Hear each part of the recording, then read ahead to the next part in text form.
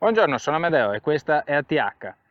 Oggi siamo arrivati al 20° step e ultimo step del controllo in sella. Oggi vedremo come prendere il controllo dell'ultima parte del cavallo. Siamo partiti dal naso, abbiamo preso controllo del collo, abbiamo preso controllo delle spalle, abbiamo preso controllo del costato. Ora ci manca solo il posteriore. Per prendere il controllo del posteriore, diciamo che fra tutti questi esercizi probabilmente è quello più difficile per il cavallo da capire. È un movimento non naturale in cui dobbiamo chiedere al cavallo di riuscire a separare la parte posteriore del suo corpo e muoverla indipendentemente dal resto. Per molti cavalli mentalmente è un esercizio complicato, ma vediamo come procedere. La cosa migliore è procedere iniziando magari camminando, in modo che manteniamo l'impulso in avanti. È estremamente importante mantenere sempre l'impulso in avanti in questi esercizi perché il cavallo non parta in difesa indietro. Dopodiché appoggiamo la gamba indietro.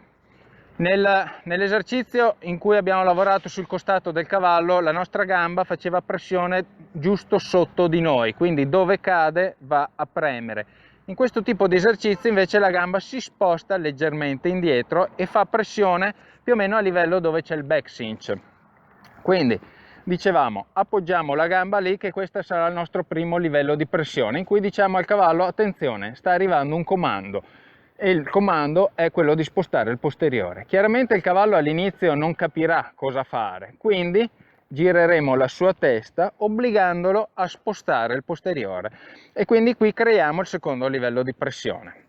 Ricapitoliamo: gamba che scivola indietro, non ottengo nulla, porto la testa del cavallo verso la gamba che preme, in modo che il cavallo perda l'equilibrio con il posteriore. Gamba, testa, appena sento lo spostamento del posteriore rilascio. Devo far bene attenzione che sia il posteriore a spostarsi, non il resto del corpo. Quindi gamba, testa, sposto il posteriore, fino a che il cavallo capisce lo schema e comincia ad applicarlo, al che mi basterà appoggiare gamba e ottengo uno spostamento del posteriore.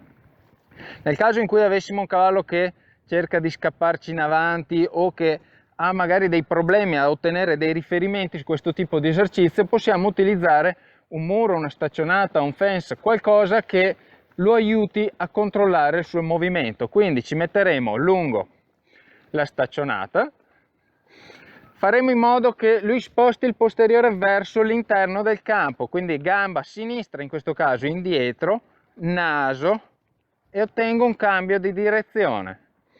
Di nuovo, gamba destra adesso indietro, naso, cambio direzione, utilizzando il posteriore, facendo perno sugli anteriori. Proviamo a vedere se ha capito. Gamba sinistra, ok, vedo che fa un po' di difficoltà, naso, e lo accompagno.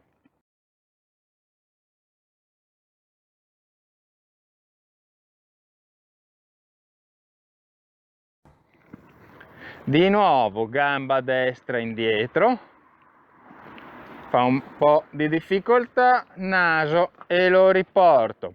Quando vado ad agire sul naso, all'inizio provo con una redine d'appoggio per vedere se capisce, ok, altrimenti agisco con una redine diretta. È sempre il solito schema di pressioni crescenti: metto gamba, appoggio redine, vado in redine diretta.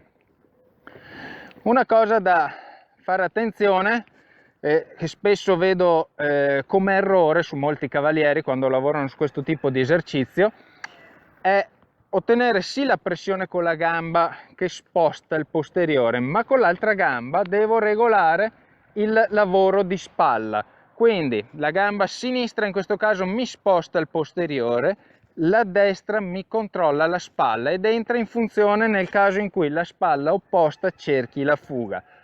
Quindi ottengo il controllo del posteriore, ma allo stesso tempo tengo sotto controllo il movimento della spalla, che non mi scappi via dalla parte opposta, perché un cavallo magari rigido, non ginnasticato, può succedere che spostando il posteriore mi sposti anche tutto il resto del corpo. Io invece voglio solo un lavoro di posteriore.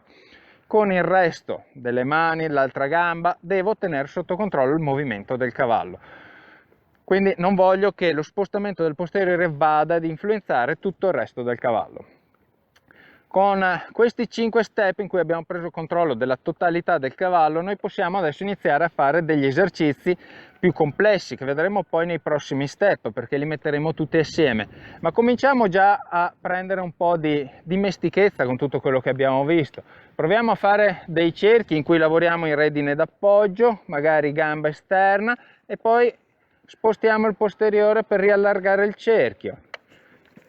Oppure potremo chiedere un cerchio, redine d'appoggio, gamba interna per allargarlo e gamba esterna in controllo del posteriore per ottenere lo spostamento, ok, di tutto il corpo del cavallo. Quindi abbiamo visto finora quanti modi abbiamo di controllare la direzione del cavallo. Io posso girare in redine diretta, posso girare in redine d'appoggio, posso ottenere un controllo di movimento con le mie gambe, gamba interna che stacca, gamba esterna che preme, o posso girare utilizzando solo il posteriore.